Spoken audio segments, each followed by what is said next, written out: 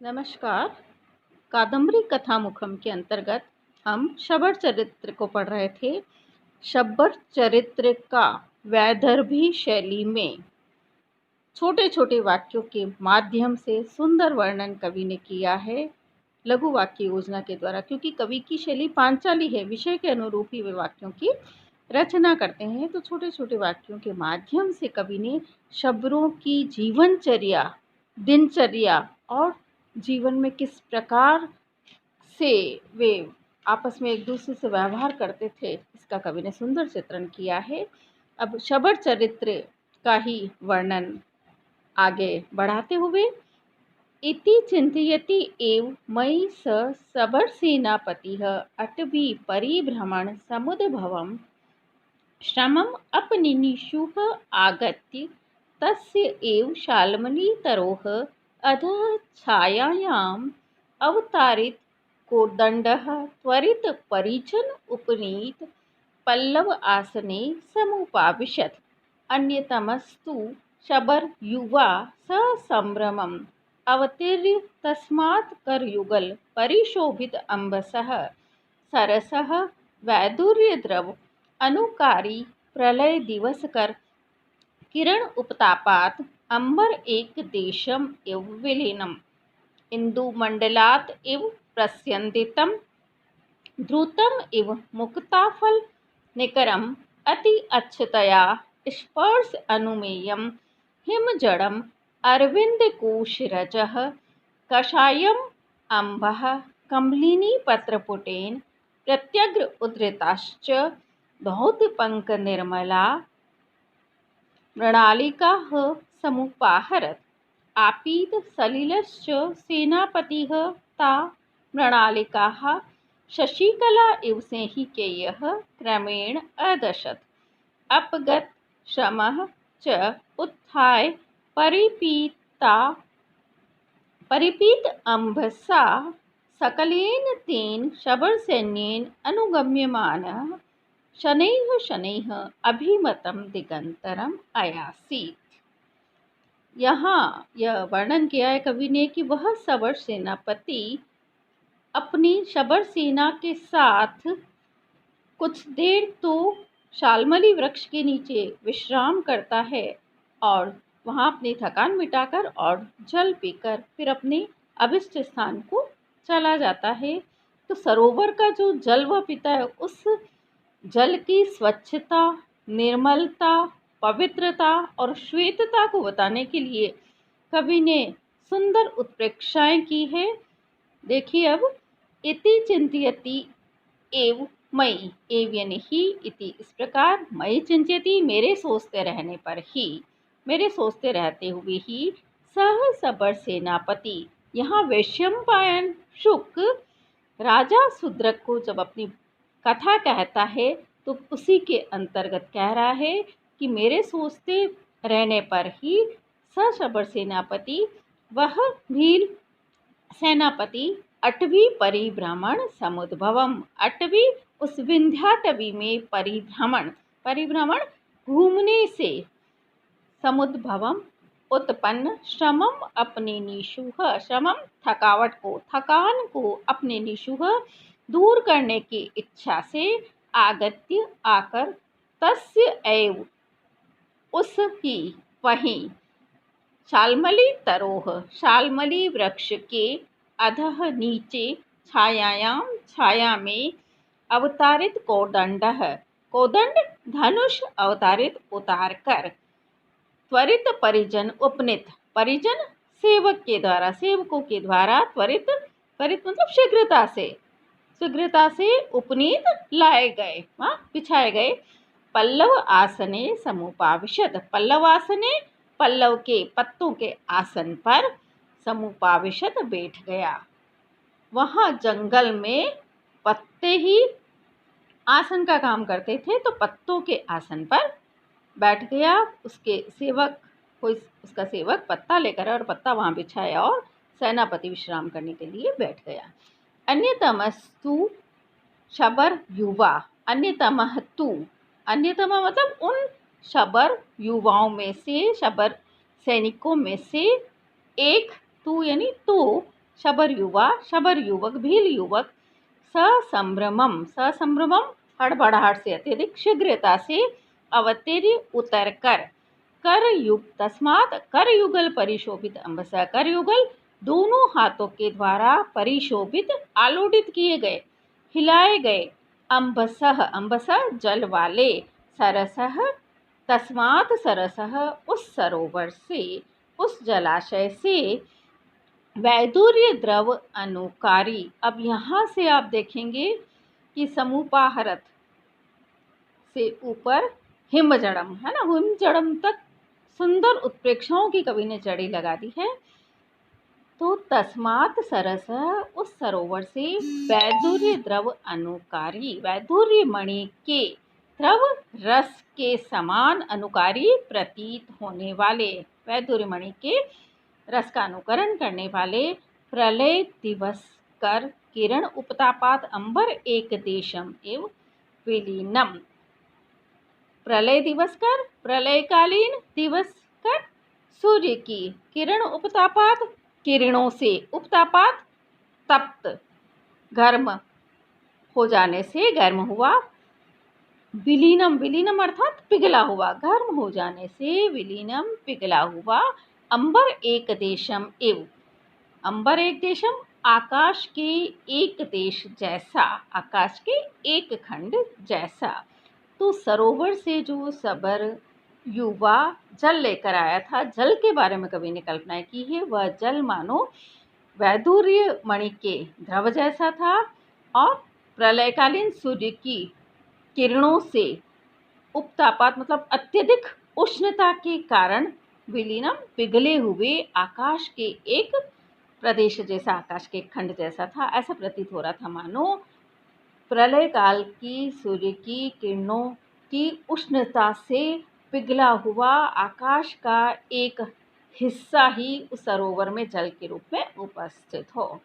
इंदु मंडलात एव प्रस्यंदितम, इंदु मंडलात चंद्रमंडल से, चंद्रमा से मानो, प्रस्यंदितम बहता हुआ सा, जड़ता हुआ, मानो चंद्रमंडल से ही जड़ कर, गिर कर वहाँ उस सरोवर में वह जल इकट्ठा हो गया हो। तो इंदु मंडलात एव प्रस्यंदितम, चंद्रमंडल से बहता हुआ सा, द्रुतम एवं मुक्ताफल निक्रम, और द्रुतम पिघला हुआ, मुक्ताफल निक्रम गज मुक्ताओं का समूह मानो पिघला हुआ हो, अति अच्छतया स्पर्श अनुमेयम हिमझड़म, अति अच्छतया अत्यधिक स्वच्छ होने के कारण, स्पर्श अनुमेयम स्पर्श से ही, अनुमेयम अनुमान किए जाने योग्य, हिमजड़म हिम यानी बर्फ, बर्फ के समान शीतल, अरविंद कोश रजह कषायम अम्बह, अरविंद कोश रजह कमलों के पराग कणों से, कषायम, कषायम अर्थात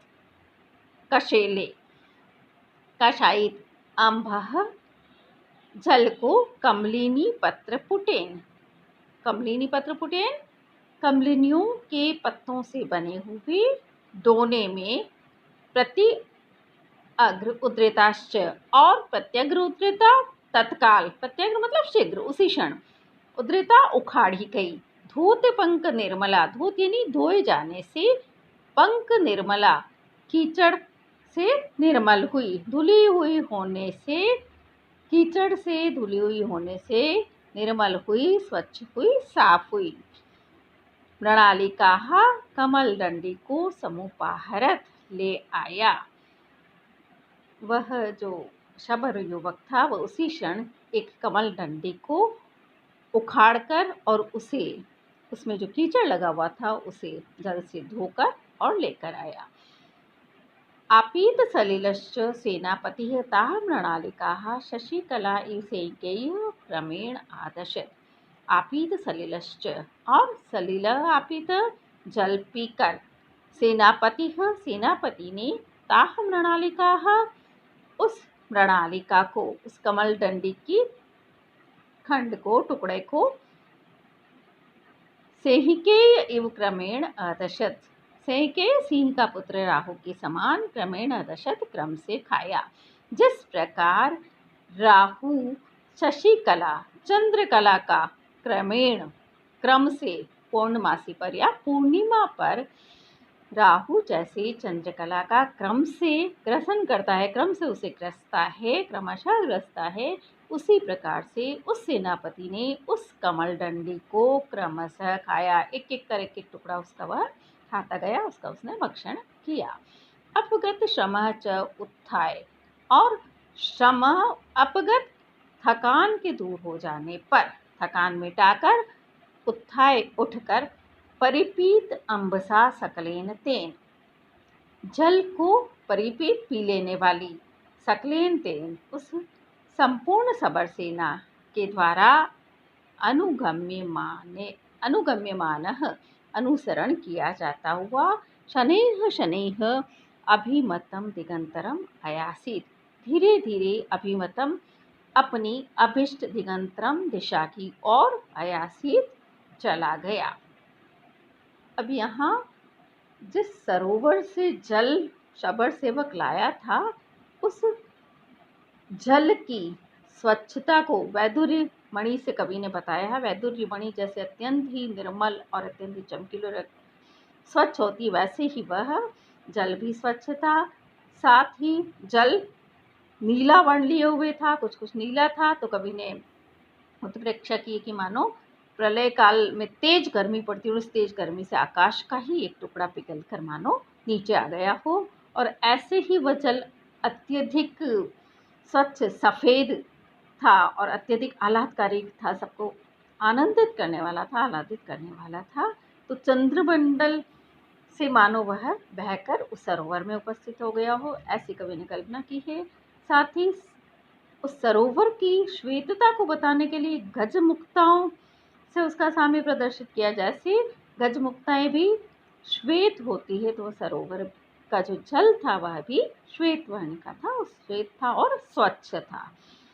ऐसे ही उस सरोवर का जल इतना अधिक स्वच्छ था कि यदि उसका स्पर्श किया जाए, उसे छूकर ही पता लगाया जा सकता था कि वह जल है, अन्यथा तो वह किसी स्वच्छ वस्तु के समान प्रतीत होता था। और साथ ही उसकी शीतलता को बर्फ से बताया है। हिम जड़म, यहाँ लुप्तोपमा अलंकार भी हिम के समान, बर्फ के टुकड़े के समान वह शीतल था। और कमल उस सरोवर में थे, तो कमलों के पराग कण जब उस सरोवर के जल में गिरते थे, वो तो वह जल कषायित हो जाता था, कसेले रंग का मलिन सा हो जाता था। वहाँ कमलिनी के एक पत्ते से दोना बनाकर, कमलिनी के पत्ते से निर्मित दोने में वो सबर सेवक जल लेकर आया और उस जल से सेनापति ने अपनी प्यास मिटाई और सबर सेना के साथ अपने अभिष्ट स्थान की ओर चला गया। तो यहाँ सबर सेनापति और सबरों के द्वारा, संपूर्ण सबर सेना के द्वारा जो मृगया प्रारंभ की गई थी, शिकार प्रारंभ किया गया था, शिकार की यहाँ समाप्ति हो जाती है। और आखिर या शिकार समाप्त करने के पश्चात सबर सेनापति और उसकी सेना जहाँ से आए थे अपने अभिष्ट गंतव्य स्थान की ओर प्रस्थान कर देते हैं। यहाँ कवि ने सेहि के राहु का संदर्भ दिया है। तो इस प्रकार से पौराणिक संदर्भ देकर कवि ने अपने पौराणिक ज्ञान को उजागर किया है।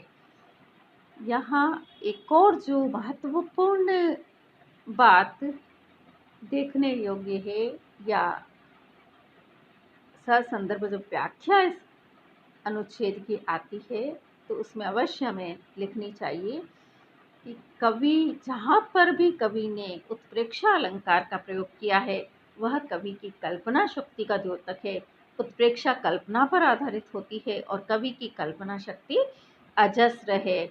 नित नूतन कल्पनाओं के माध्यम से कवि किसी वस्तु का सांगोपांग सुंदर चित्रण करता है। यहाँ तो हमने शबर सेनापति और शबर चरित्र और इस कादम्बरी कथा मुखम का यही अंतिम अनुच्छेद जो हमारे पाठ्यक्रम में है, यही समाप्त होता है। जहाँ कहीं भी किसी भी अनुच्छेद की ससंदर्भ व्याख्या आती है, तो हमें अनुवाद और व्याख्या तो करनी है, साथ में उस अनुच्छेद में आए हुए अलंकारों के संदर्भ में लिखना है, उत्प्रेक्षा है तो कवि की कल्पना शक्ति को बताइए, और साथ ही कोई पौराणिक संदर्भ है तो पौराणिक संदर्भ के विषय में बताते हुए कवि का पांडित्य उससे उजागर होता है। साथ ही पर्यायवाची शब्दों का कवि ने प्रयोग किया है तो कवि का शब्द वैभव और अनेक अप्रचलित नए शब्दों का प्रयोग किया है कवि ने, तो उससे कवि का शब्द ज्ञान, शब्द पांडित्य भी सूचित होता है।